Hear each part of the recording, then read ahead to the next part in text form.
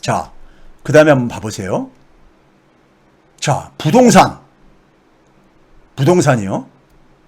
부동산하고 불평등, 이게 금융자본의 논리의 결과입니다. 우리나라 가계대출 중에 주택담보대출의 비중이요. 노무현 정부 말기 때 한 54.6%였었습니다. 가계대출 중에서 주택담보대출이요.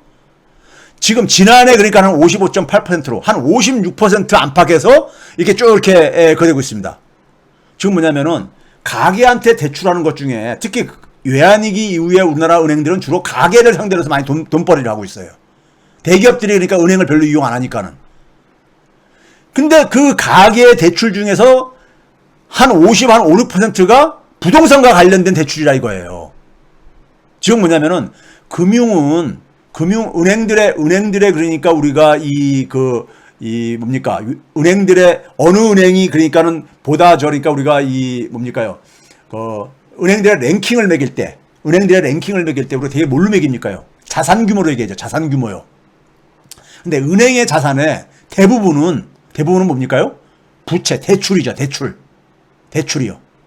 은행은 일반 기업과 달리 자기 자본이 굉장히 작은 비중을 차지하는. 왜? 예금을 받아가지고 돈놀이 하는 거니까요.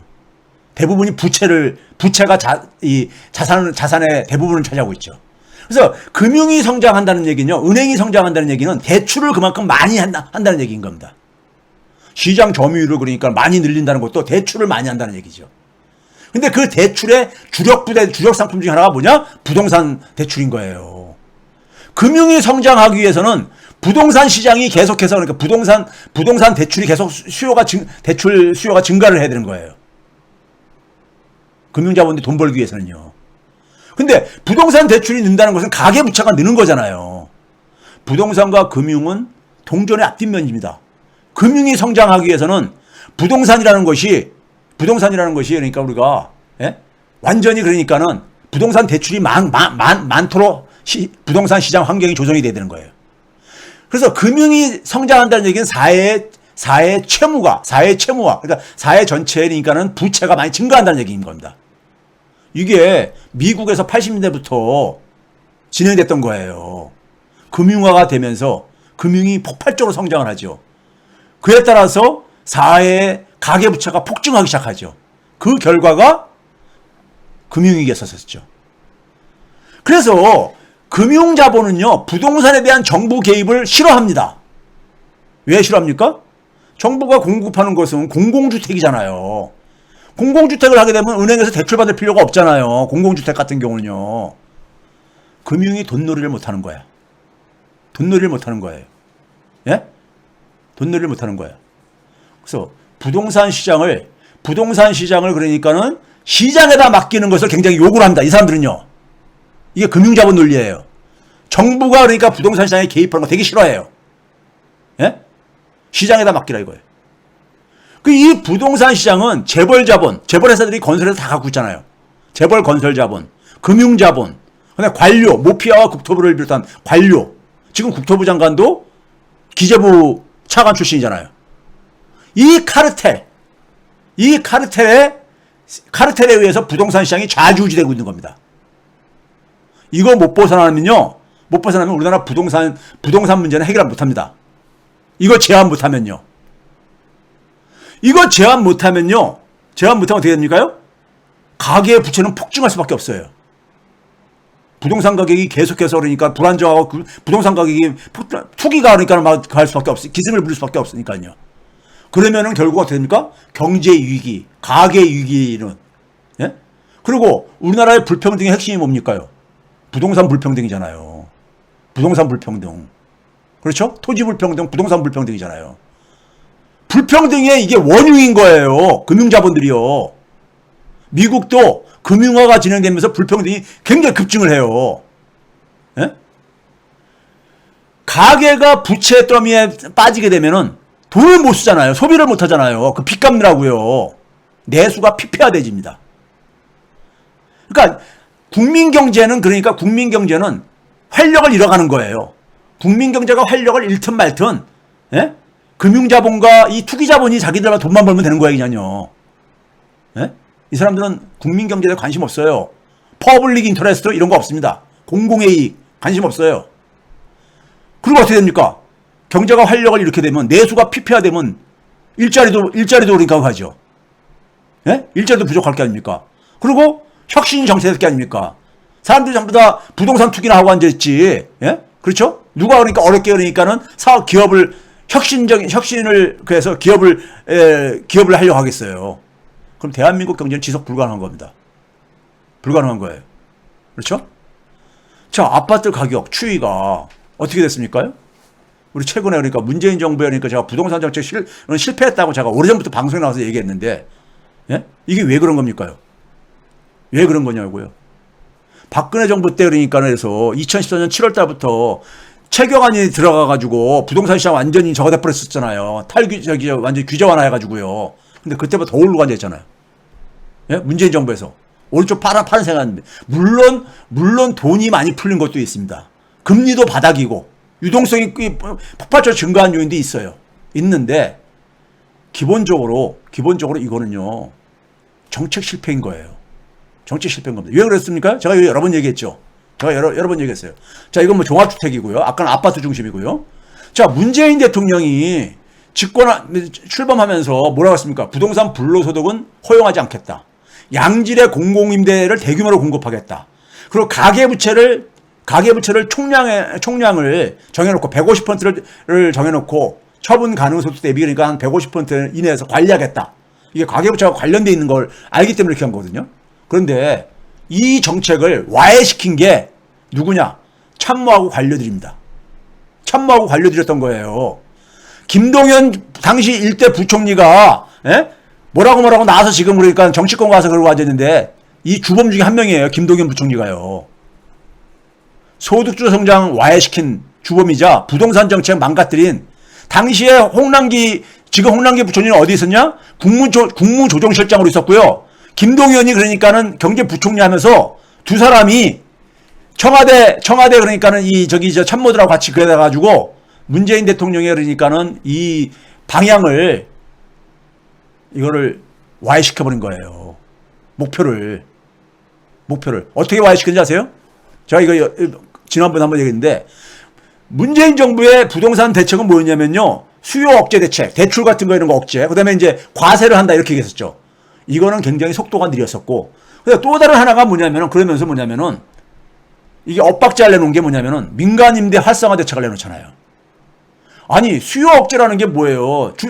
주택에 대한 구입을 그러니까는 투기를 그러니까 억제하는 대책이잖아요. 근데 민간임대 활성화는 다주택을 소유하라고 장려하는 거잖아요. 예? 여기에 뭐냐면 금융위원회 지원까지 따릅니다. 민간임대 사업에 대해서 금융위원회가 지원까지 되나요? 이게 다 모피아들이잖아요. 그러니까 결과적으로 실패할 수밖에 없었던 거예요. 거기다 돈도 많이 풀렸죠. 기준금리 인하하면서요. 핀셋 대책으로 계속했죠. 제가 핀셋 대책은 풍선 효과 때문에 안 된다. 국민 불신이 보조가 되면서 대통령이 두 번씩 사과하게 되고 4.7 보궐선거에 참패하게 되고 그리고 후퇴 종부세 완화 이런 식으로 이게 모피아가 원하는 거고 금융자본이 원하는 거잖아요. 예? 그렇죠? 자, 이거 봐보세요. 2017년 12월 3일, 2017년이면요, 문재인 정권 1년 첫 해입니다. 첫 해 12월 달에 이런 대책을 내놓잖아요. 임대주택 등록 활성화 방안을요. 각종 세금을 그러니까는 혜택을 주는 정책을요. 두 번째, 금융위원회에서 2018년 1월 26일입니다. 그 다음에 1월 달에 바로 뭘 해놓느냐? 금융위원회가 투기지역에서는 대출을 못 받게 하잖아, 일반적으로요. 근데 뭐냐면, 임대사업자들은 투기지역에서도 대출 받는 게 제한이 없게 해줘요. 이거 일반 국민들은 모를 거예요. 이런 짓들을 했어요. 이 관료들이, 모피아들이. 대통령이 그러니까는 디테일한 부분을 모르신다고 해가지고, 예? 이런 식으로 망가뜨려 버립니다. 제가 김동연이 그러니까 예산을 가지고 일자리 대참사를 일어나기 2018년에 했다고 했잖아요. 소득주 성장이 잘못됐다, 네이밍조차 잘못됐다 이런 얘기를 하고 앉았잖아요. 최근에 보면요. 지가 망가뜨려 놓고 나서. 예? 예? 그럼 홍장표수가 그래서 2018년도 6월 달에 경질되잖아요. 그렇죠?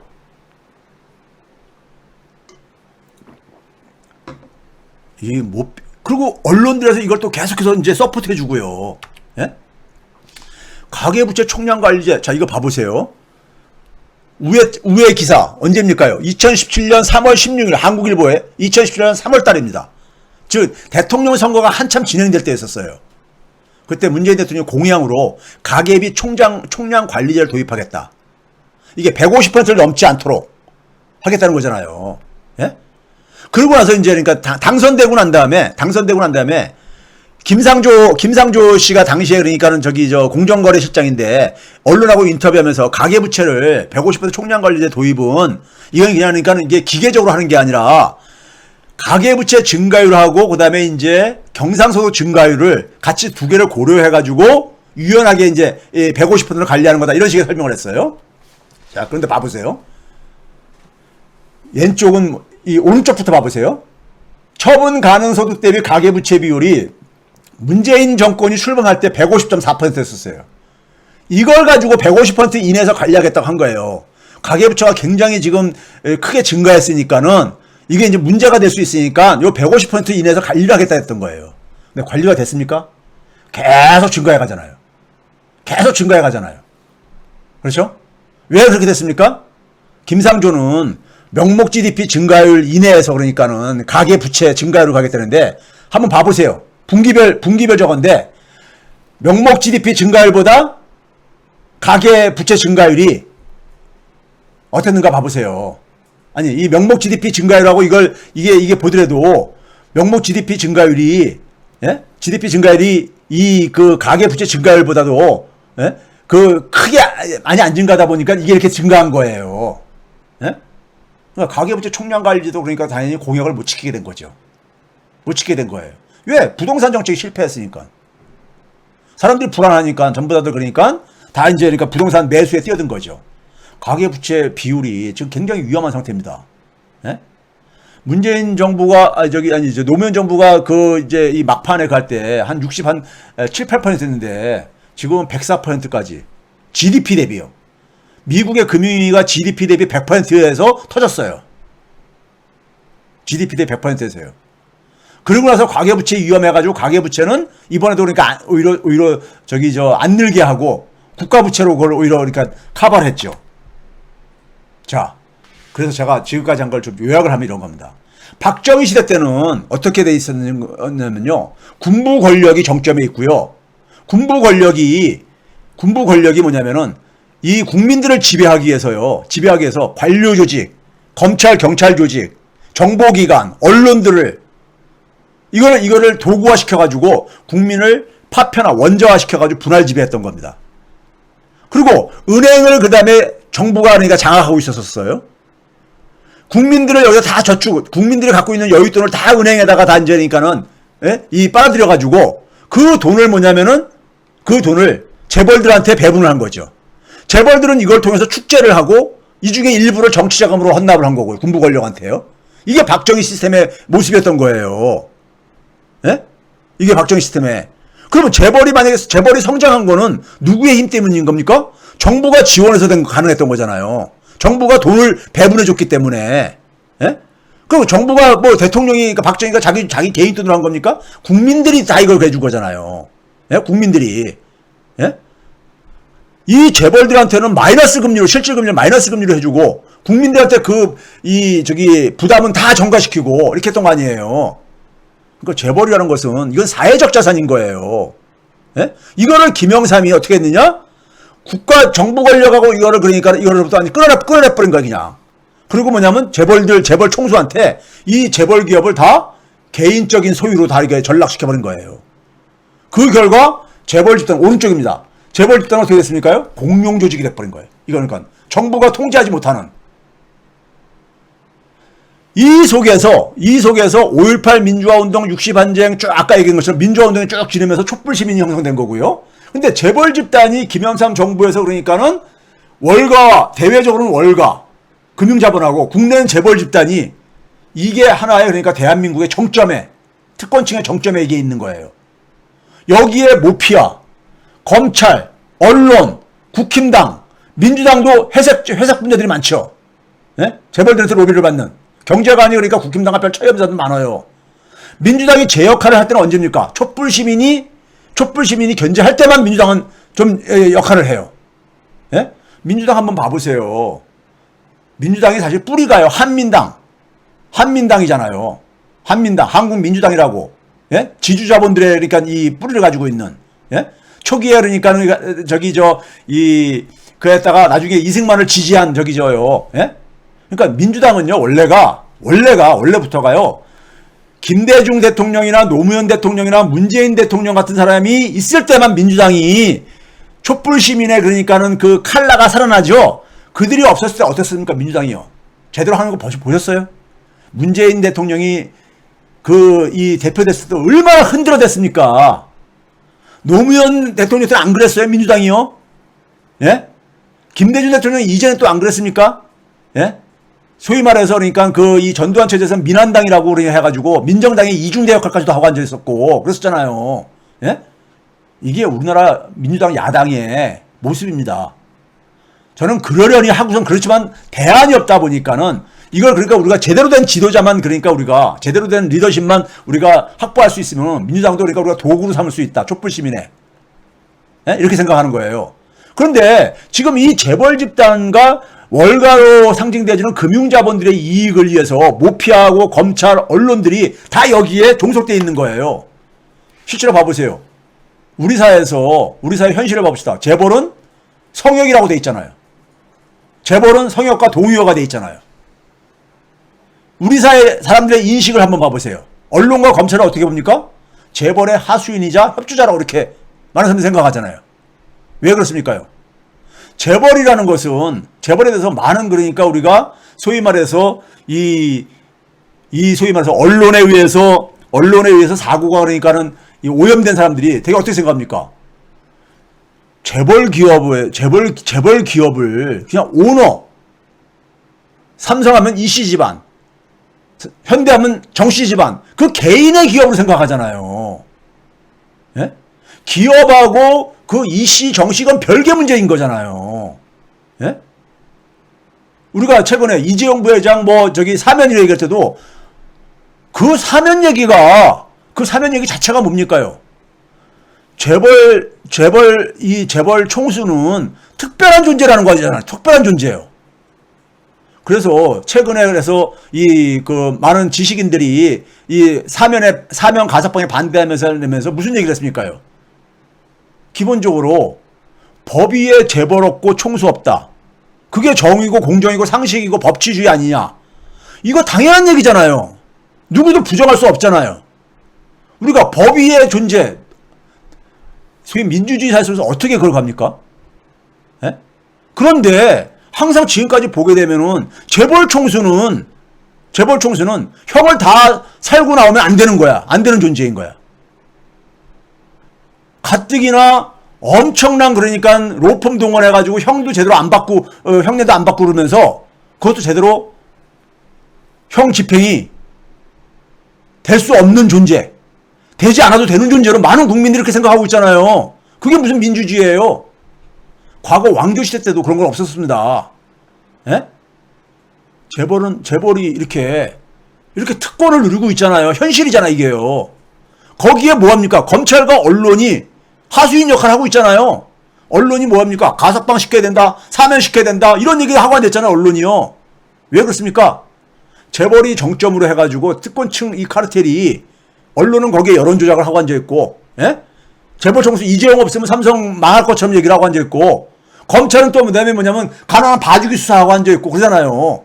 그렇죠? 이게 왜 그런 거예요? 이게 우리 사회가 김영삼 정부에서 군부 권력이 그대로 간 다음에 제대로 그러니까 우리 사회를 그러니까는 소위 이 군부 권력에서 있었던 이 내부의 그러니까 이 특권층 구조를 해체를 못하고 개혁을 못하다 보니까는 이렇게 돼버린 거예요. 군부 독재 권력에서 재벌 권력으로 바뀐 것 뿐이에요. 예? 자, 그 속에서 한번 봐보세요. 검찰이 어떤 짓 하고 합니까? 선택적으로 기소를 하죠. 야만적으로 기소를 하죠. 예? 우리 조국 전 장관 저거 했듯이 그러니까는 가족들 인질극 벌이면서, 예? 이런 짓 하고 앉았잖아요. 검찰들이요. 그 다음에 이걸 또 뭐냐면 언론들은 뭐 어떻게 합니까? 왜곡 보도하고 허위 보도하고 앉아있으면서 사람을 그러니까 사회적 재판을 해버리잖아요. 사법재판 이 법정에서 하기 전에 사회적 재판으로 해가지고 사람을 다 가잖아요. 그래서 뭡니까? 검찰들이 뭐냐면 수사할 때 보면은 여론재판 먼저 하잖아요. 조중동한테다가 흘려가지고, 수사정보를 흘려가지고, 예? 사회적으로 먼저 재판을 해버리잖아요. 예? 이게 대한민국의 지금 현실이란 말이에요. 그렇죠? 여기에 재벌 총수가 만약에 이렇게 하는 거에 대해서는 검찰이 이런 정보 흘리겠습니까? 언론이 보도를 합니까? 재벌 밑에 검찰, 언론, 우리 사회의 소위 말해 자칭, 자기들이 주류층이라고 하는 사람들이 이 재벌의 돈에 그러니까 떡고물들을 받아먹으면서, 예? 대한민국을 이 여전히 우리 사회 내부는 예, 후진국 모습으로 지금 우리가 예? 전 근대사회에서 묶어놓고 있는 거잖아요. 발목을 잡고 있는 거잖아요. 그런데 대한민국의 시민은 이제 뭐냐면 세계 최고의 그러니까 민주주의 시민이 돼버렸어. 대한민국의 대외적인 상은 민주주의 최고국가로 상위국가로 저기 부상을 했어요. 이거하고 이런 내부의 이런 문제하고 이게 같이 공존할 수 있는 거냐고요. 공존할 수 있는 거냐고. 촛불 시민이 이걸 용납할 수 있는 거냐고요. 그렇죠? 자, 봐보세요. 건설하고 언론의 공생 봐봅시다. 예? 이 민원련하고 김진애 의원 섞어가지고 조사해서 한 건데 부동산 시장을 주도하는 거 누가 만들었어요? 아까 금융자본, 재벌자본, 그리고 관료 이들이 부동산 시장을 자주자가 이제 따랐잖아요. 거기에 언론도 마찬가지입니다. 왜 그렇습니까?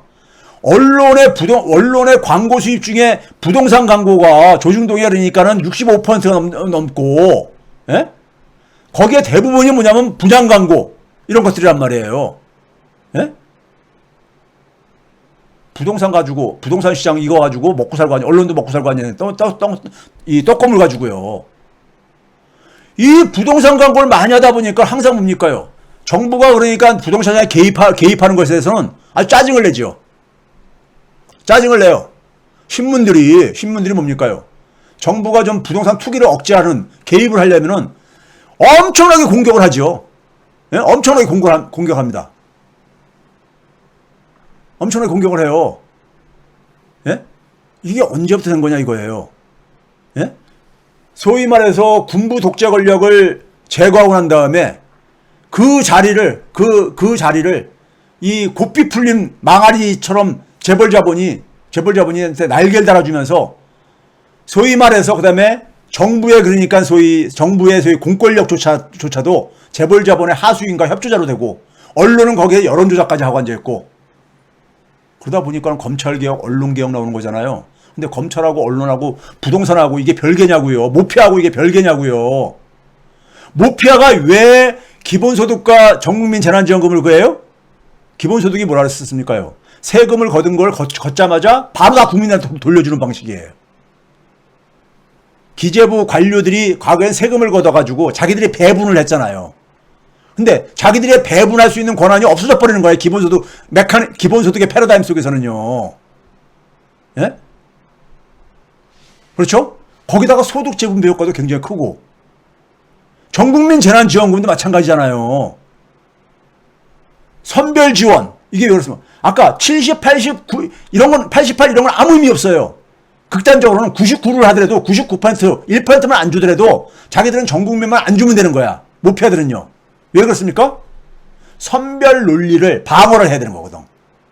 선별 논리는 왜 그러는 겁니까요? 재정 안정주의야. 그러니까 소위 말해서 없는 사람들한테 경제적 약자한테는 돈을 최소한만 정부가 지출을 해야지만이 많은 사람들이 은행에 의존을 살잖아요. 금융에 의존을 살잖아요. 빚내서. 이게 재정 안정하고요. 금융자본 논리하고 이게 같은 거라니까요. 제가 여러 번 얘기했잖아요. 재정도 파이낸스고 금융도 파이낸스잖아요. 예? 재정하고 금융이 별개가 아닙니다. 그래서 제가 얘기하는 거예요. 이재명 지사하고 추미애 전 장관하고 나머지가 이렇게 구도가 형성된 게 바로 뭐냐? 우리 사회 소위 말해서 메인스트림이라고 하는 주류들이요. 주류들은 바로 뭡니까요?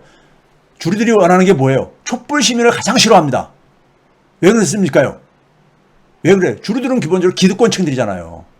촛불 시민은 뭡니까? 특권과 반칙을 그러니까 거부하는 국민들이잖아요. 자기들은 특권과 반칙을 누리고 싶은데, 부정을 누리고 싶은데, 그거를 거부하는 게 촛불시민이잖아요. 그렇죠? 그러다 보니까는 촛불시민이 눈에 가시인 거예요. 눈에 가시인 거야. 예? 그러니까 어떻게 합니까? 내각제 하고 싶죠. 그래서 내각제 하고 싶은 거예요. 내각제라는 게 뭐예요? 자기들끼리 해먹는 거잖아요, 그냥요. 예?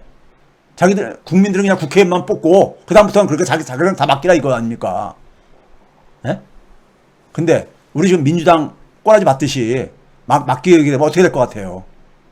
예?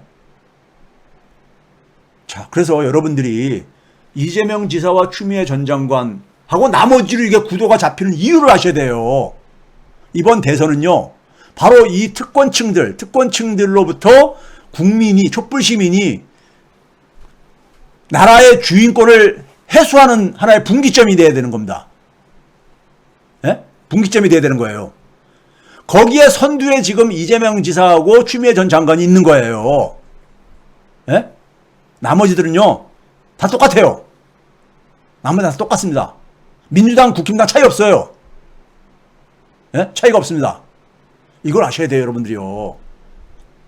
예? 이걸 아셔야 됩니다.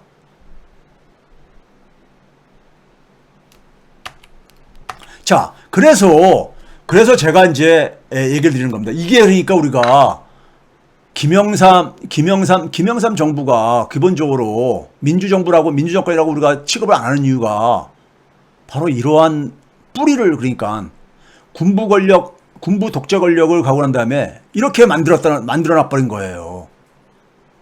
소위 말해서 대한민국의 귀족들의 세상을 만들어놔버린 거예요. 말이 좋아 귀족이지, 특권층, 그러니까 반칙과 부패, 국가의 공공자원을 자신의 그러니까는 개인의 그러니까 사적 이득 추구에 하려고 하는 집단들이요. 예? 자, 오늘은 짧게 하려고 했는데 오늘도 굉장히 길어졌네요. 그래서 제가 여러분들한테 말씀드리는 겁니다. 이번에 20대 대선이 얼마나 중요한가를. 예?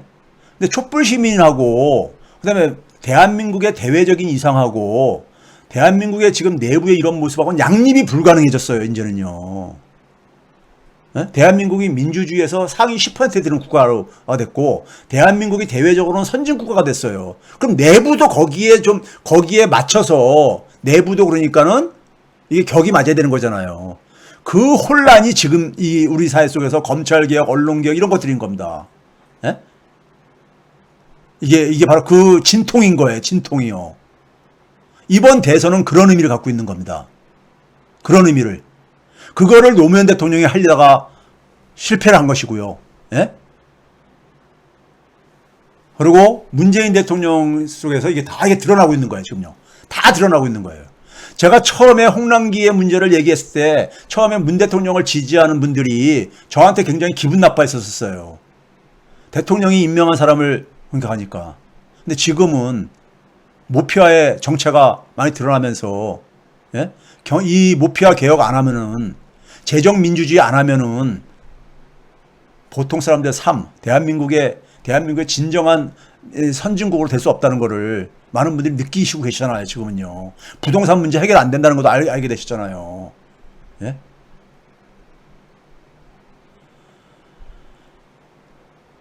기재부가 왜 재정을 안전하려고 하냐고요? 기재부의 재정 안정이라 했습니다. 안전이 아니라 재정 안정주의라는 건 뭐냐면, 기재부가 맨날 얘기하는 게 뭡니까? 국가 부채가 늘어나면 안 된다는 거잖아요. 국가는 기본적으로 재정을 가지고 손을 쓸 때 누구를 위해서 씁니까? 특히 민주정부에서는 경제적인 약자층들을 많이 쓰잖아요.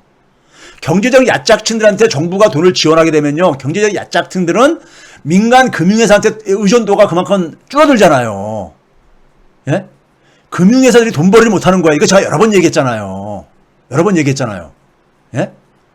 재정 안정주의하고 선별하고 똑같은 논리라고. 선별이라는 게 뭐예요? 어려운 사람한테만 지원하자는 건데, 어려운 사람한테 죽지 않을 만큼만 주자는 얘기예요. 나머지들은 다 뭐냐면은 민간 금융회사한테 의존해서 살라 이거예요. 그래야지 민간 금융회사 돈벌이를 하죠. 예? 국가가 재정을 많이 쓰면은 그만큼 그러니까 민간 금융에서 돈벌이를 못하는 거예요. 돈벌이를 못하는 거예요. 예? 이게 그렇게 어렵습니까? 이 얘기가요. 예? 자, 그런 점에서 이거는요, 우리가 힘들어도 안타까워할 필요 없어요. 이거 못 넘었으면요, 우리 아이들 있잖아요. 우리 아이들 괴물이 돼버립니다. 우리 아이들 있잖아요. 예? 너무 살기 힘들어져요. 예? 선진국가는 기장되는 게 아닙니다. 선진국가 기장되는 거 아니에요. 예?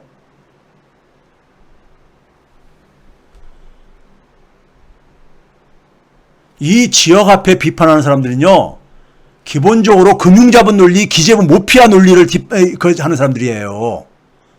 왜 그렇습니까? 지역화폐도 재정의 독점권을 약화시키는 거거든요. 예? 즉, 권한을 그러니까 지방정부한테 분산하는 걸 뿐만 아니라요. 예? 그런 점에서, 이 기재부는요, 88이라는 숫자 이게 별 의미 없어요. 99를 하더라도 이거 방어만 하면 되는 거였어요. 방어만 하면요. 예? 은행과 공무원의 유착이 아니라요. 금융자본이라는 우리가 80년대부터 금융화가 진행됐잖아요. 금융화가 뭐냐면 금융자본의 논리로 사회를 재구성하는 겁니다. 사람들의 의식 구조도 금융자본의 논리로 다 바꾸는 겁니다. 예? 경제학의 이론들도 다 그러니까 금융자본의 논리로 다 바뀌어졌어요. 다 바뀌어져 있습니다. 금융자본의 논리로요. 경제는 기본적으로 돈의 배분 문제, 돈의 배분은 뭐예요? 돈을 누가 가져가느냐 이 문제인 겁니다. 예? 이거 문제예요. 돈을 누가 가져가느냐. 예? 그런데 보통 사람들이 많이 가져가면 가져갈수록 특권층들의 몫이 그만큼 줄어드는 거잖아요. 예?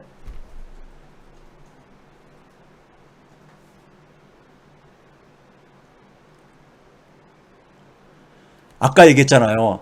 돈이라는 것은 기본적으로 중앙은행에서 찍어내서 공급되는 건데, 그거를 그러니까 그래서 은행들한테 중앙은행이 돈 찍어가지고 은행들한테 가는 게 통화정책인 거예요. 금리를 낮추거나 은행들한테 빌려주는 방식이요. 그리고 일반 국민들은 은행을 이용하게 하는 거. 그래야지 은행 자본들이 돈 벌잖아요. 재정정책은 뭐냐? 중앙은행이 돈 찍어서 정부에게 돈을 넘겨주는 거예요. 그럼 정부가 그 재정이 민주정부라면은 그 재정을 경제적인 약자층들에게 많이 그 돈을 쓴다 이거예요. 그렇죠? 그러면은 그만큼 국민들은 은행에 덜 의존해도 되는 거잖아요. 그게 금융자본들이 싫어하는 거예요. 은행들이. 돈벌이가 안 되니까요. 이게 이렇게 어려워요? 예. 제가 이거 여러 번 얘기했었어요. 과거 한번 동영상들 같은 경우도 좀 보고 그러세요. 어쩌다 한번 들어오시게 되면은 갑자기 좀 내용이 어려울 수 있는데, 예? 지금까지 쭉 들으신 분들, 제가 오늘 한 얘기 중에 반복해서 한 얘기 많습니다. 근데 그 부동산도 그러니까, 제가 아까 부동산도 금융하고 제가 동전의 앞뒷면이라는 얘기 했잖아요. 예? 근데 여기에 이 정점에 재벌 자본과 월가 자본들이 있는 거예요.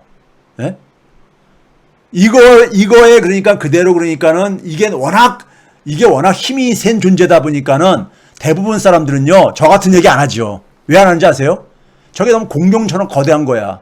쟤하고 싸매봤자, 예? 쟤한테 이길 수 없다고 미리 패배주의, 많은 지식인들이 그런 거예요. 예? 많은 지식인들은 그런 겁니다. 힘 있는 쪽에 쓰는 거죠. 저는 그랬잖아요. 근데 제가 현실 정치에 뛰어들었던 4.15 총선 때나 지금이나 저는 국민만 보고 간다. 이런 얘기 했잖아요. 왜 그러냐? 우리 아이들이 살아갈 나라잖아요. 저는 살 만큼 살았어요. 예? 저는 살 만큼 살았습니다. 우리 아이들이 살아갈 나라잖아요. 예? 우리 아이들이 살아갈 나라잖아요. 그래서 그런 거예요. 제 학생들이 그러니까 살아갈 나라잖아요.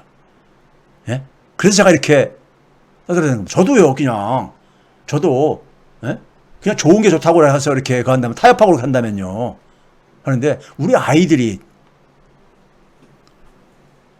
노예처럼 살아가야 돼요. 그래서 그런 겁니다. 그런 세상에서 살게 할 수 없잖아요. 내가 사랑하는 아이와 제자들을요. 그렇죠? 예. 그래서 제가 지금 얘기하는 게 이게 언제 이렇게 돼버립니까? 우리 사회가. 김영삼 정부에서 이렇게 돼버린 거고요. 예? 이게 이제 그동안 우리 사회가 민주화가 되고 이렇게 되면서요. 예? 이 민낯이 다 드러나는 거예요. 왜? 이게 서로가 우리가 예? 대외적인 이상 증가, 민주주의가 상위 10% 국가에 들어가는 이런 나라에서 이런 일이 용납이 안 되잖아요. 더 이상이요. 그래서 이게 되는 겁니다. 예? 그래서 이게 지금 터져 나온 거예요. 이거를 다음 정권은 이게 숙명적인 과제인 거예요.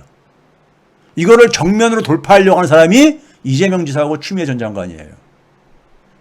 예? 나머지들은요, 나머지들 분들은 누가 되더라? 이거 안 바뀝니다. 안 바뀌어요. 안 바뀔 거라면 그냥 관료들한테 맡기는 게 낫죠, 그냥. 예? 나머지들하면 절대 안 바뀝니다. 그러니까 툭 하면 사면 얘기하고 앉아있고 이러잖아요. 그게 바로 뭐예요? 그리고 개헌도 되게 보게 되면 이 권력 분산이에요. 권력 분산. 권력 분산. 예? 우리가 그동안 대한민국이 그나마 이렇게 국민들이 버틸 수 있는 게 뭐였었어요? 촛불 시민들이 뭉치면은 촛불 정부를 만들 수 있다. 이런 거였었잖아요. 근데 그것조차 이제니까는 그것조차 없애버리겠다는 거예요. 개헌이라는 게, 권력 분산이라는 게요. 예? 그런 점에서 제가 그랬잖아요. 이 기재부 출신들이, 관료들이 퇴직하면 다 가는데 금융기관 장들 다 가 있어요. 예? 자, 오늘도 거의 2시간을 제가 썼네요. 제가 오늘부터 좀 간단히 하려고 했었는데, 이 얘기가 하다 보면은 길어지네요. 죄송하고요. 그리고, 다음 주에는, 좀 긴급한 주제가 없으면은, 좀, 여름 휴가를 저도 좀 가지려고 하고 있습니다. 여름 휴가라고 해봤자 어디 가는 건 아니고요. 저는요, 여름에 더울 때 어디 떠나는 것 자체가 힘들기 때문에, 그것보다도 한 주 정도 좀 쉬고요. 무더위도 가니까는 만약에 긴급한 주제가 있으면은 공지를 해가지고 하도록 하겠습니다. 긴급한 주제가 만약에 다룰 게 있으면요. 근데 만약에 없으면은 웬만하면은 한 주 좀 여름 휴가를 참아서 이렇게 좀 지내겠습니다. 예, 오늘도 늦게까지 시청해주신 분들 감사드립니다. 예, 오늘 강의는 여러분들 기본적으로 20대 대선이 갖는 의미, 그리고 구도가 왜 이렇게 이재명 지사, 추미애 전 장관 대 나머지로 형성되어 이 뿌리를 제가 그 잘못된 걸로 인해서 우리가 외환위기도 치렀던 것이고요. 지금 이 특권층이 자신들이 주류다, 아주 그냥 커밍아웃 한 겁니다. 20년 전부터요. 예? 그래서 그들은 노무현 대통령을 인정을 안 했던 겁니다. 예? 지금 마찬가지로 문재인 대통령도 인정 안 하잖아요. 사실이요. 조중동에서요. 그렇죠? 인정 안 해요. 예? 그리고 이재명 지사나 추미애 전 장관 인정 안 해요. 예? 절대 인정 안 합니다. 예? 자기들의 세상이라, 자기들의 나라라고 생각하는 그런 점에서 여러분들 촛불 시민이, 저는 그래서 촛불 시민만 믿는다 했잖아요. 촛불 시민이 있는 한, 촛불 시민이 원하는 한 저도 강의도 계속할 거고요. 촛불 시민이 있기 때문에 대한민국의 미래가 있는 것이고요. 촛불 시민이 있기 때문에 제가 이렇게 해도 이렇게 에너지를 쏟아내는 겁니다. 촛불 시민 없으면요. 촛불 시민 없을 때는 저 이런 거 안 했을 겁니다. 저도요. 예, 여기까지 하겠습니다. 감사합니다.